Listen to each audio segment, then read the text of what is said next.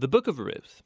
It's a brilliant work of theological art, and it invites us to reflect on the question of how God is involved in the day-to-day joys and hardships of our lives. There are three main characters in the book: Naomi, the widow, Ruth, the Moabite, and Boaz, the Israelite farmer. And their story is told in 4 chapters that are beautifully designed. Let's just dive in and see how this all unfolds. Chapter 1 opens with this line: "In the days when the judges ruled." And it reminds us of the very dark and difficult days from the book of Judges. And here we meet an Israelite family in Bethlehem, struggling to survive through a famine. And so in search of food, they move on to the land of Moab, Israel's ancient enemy.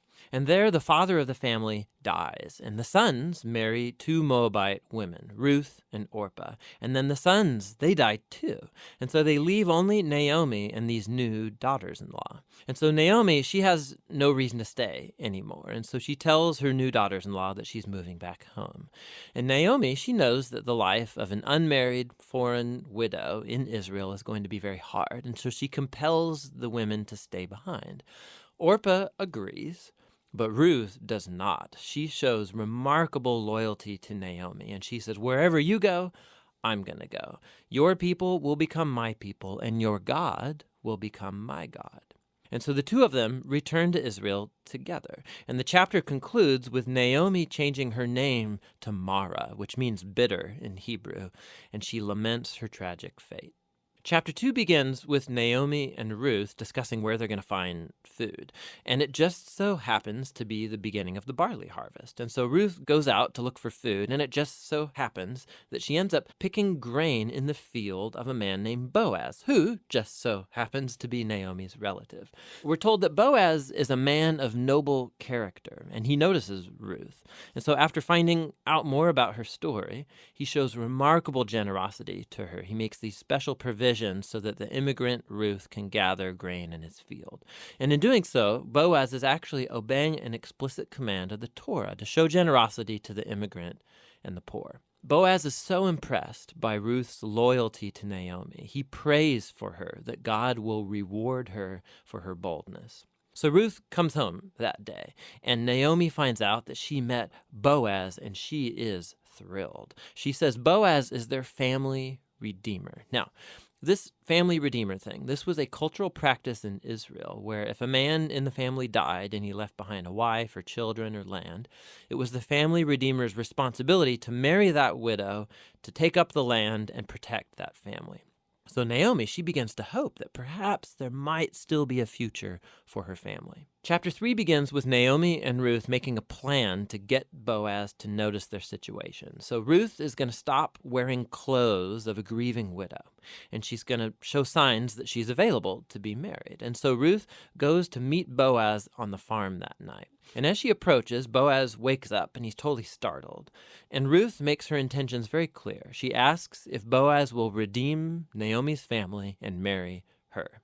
Boaz is once again amazed by Ruth's loyalty to Naomi and her family, and he calls Ruth a woman of noble character. It's the same term used to describe the woman of Proverbs 31. So Boaz tells Ruth to wait until the next day, and he will redeem both Ruth and Naomi legally before the town elders. And so the chapter ends with Ruth returning to Naomi, and they marvel together at all of these recent events. In chapter 4, it all comes together. It turns out, at the last minute, Boaz discovers there is a family member who's closer to Naomi than he is, and he's actually eligible before him to redeem the family. But at the last second, this family member finds out that he's going to have to marry Ruth, the Moabite, and so he declines. But Boaz, remember, he knows Ruth's true character, and so he acquires the family property of Naomi, and he marries Ruth. And so just at the beginning, how Ruth was loyal to Naomi's family, so now Boaz is loyal to Naomi's family as well. The story concludes with a reversal of all of the tragedies from chapter 1. So the death of the husband and the sons is reversed as Ruth is married again and gives birth to a new son, granting joy to Naomi. And this symmetry between the opening and the closing, it's even more remarkable. So remember, the opening tragedy was followed by a great act of loyalty on the part of Ruth. And that is now matched by Boaz's act of loyalty that leads to the family's final restoration. And this symmetry, it highlights the design of the internal chapters as well. So each of the chapters begins with Naomi and Ruth making a plan for their future, and that's followed by a providential meeting between Ruth and Boaz, and each chapter concludes with Naomi and Ruth rejoicing at what's taken place. This story is beautifully designed, and that design actually connects with a really interesting feature of the story, and that's how little God is mentioned. Right? The characters talk about God a few times, but the narrator actually never once mentions God doing anything directly in the story, and that's its brilliance. Because God's providence is at work behind every scene of this story, weaving together the circumstances and choices of all these characters. So Naomi, her tragedy leads her to think that God is punishing her, but actually the whole story is about God's mission to restore her and her family.